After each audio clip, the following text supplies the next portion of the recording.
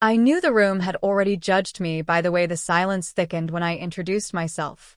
My palms were damp inside the sleeves of my faded brown cardigan, and the teacup trembled just enough to make a soft clink against its saucer. No one offered to help steady it. They just watched, smiled politely. The kind of smile people wear when they think they already understand you. That was the moment I decided not to correct their assumptions. I let them believe I was exactly what I looked like, a simple woman, a little worn around the edges, a mother who had raised her son with more love than money. I nodded when they spoke too slowly, as if I might miss a word.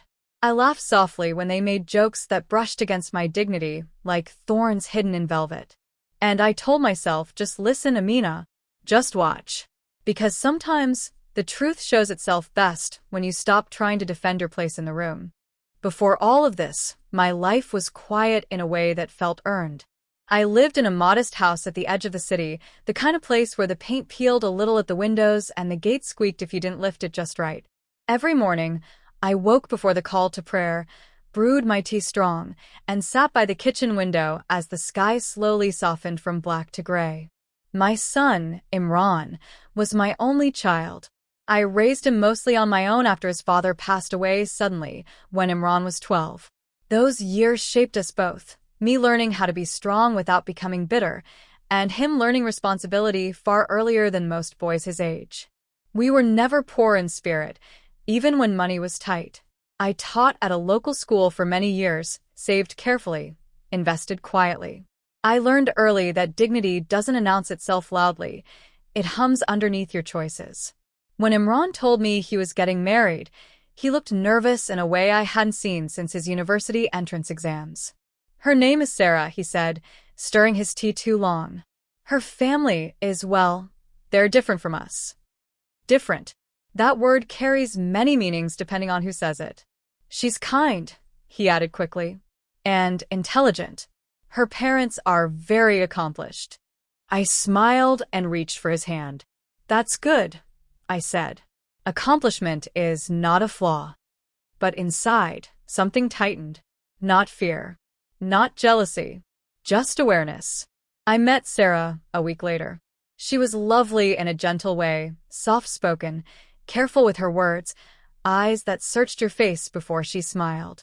When she greeted me, she touched my arm respectfully, and in that small gesture, I felt reassured. Her family, however, was another story.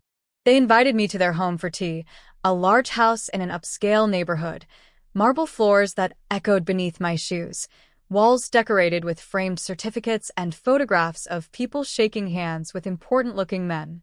I dressed simply on purpose. No jewelry beyond my wedding ring. No mention of my past career, my investments, the life I had built quietly over decades. I wore the cardigan my sister once told me to throw away because it made me look older than my years.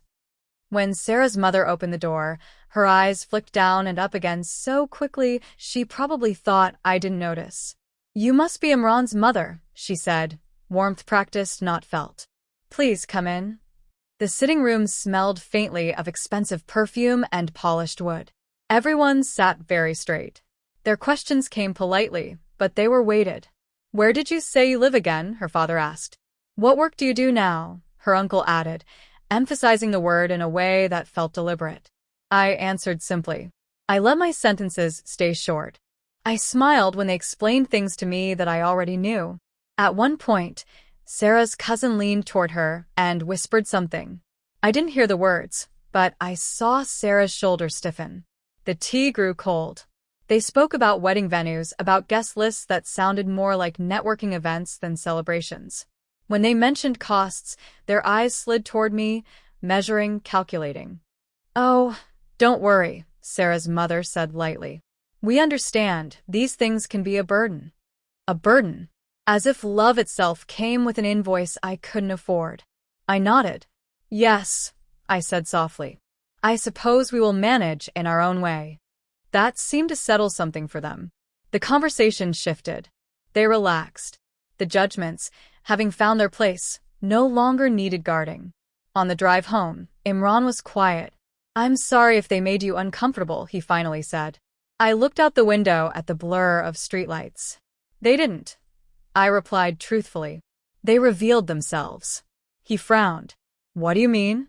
I smiled then, but I didn't answer. Because the truth was, that afternoon had stirred something old inside me. A memory of rooms where I had once been underestimated. Of voices that softened when they thought I held no power. And I knew, deep in my bones, that this was only the beginning. People who judge too quickly often forget one thing. Appearances are choices. And so is silence. That night, as I folded my cardigan and placed it carefully back in the drawer, I whispered to myself, let them keep believing.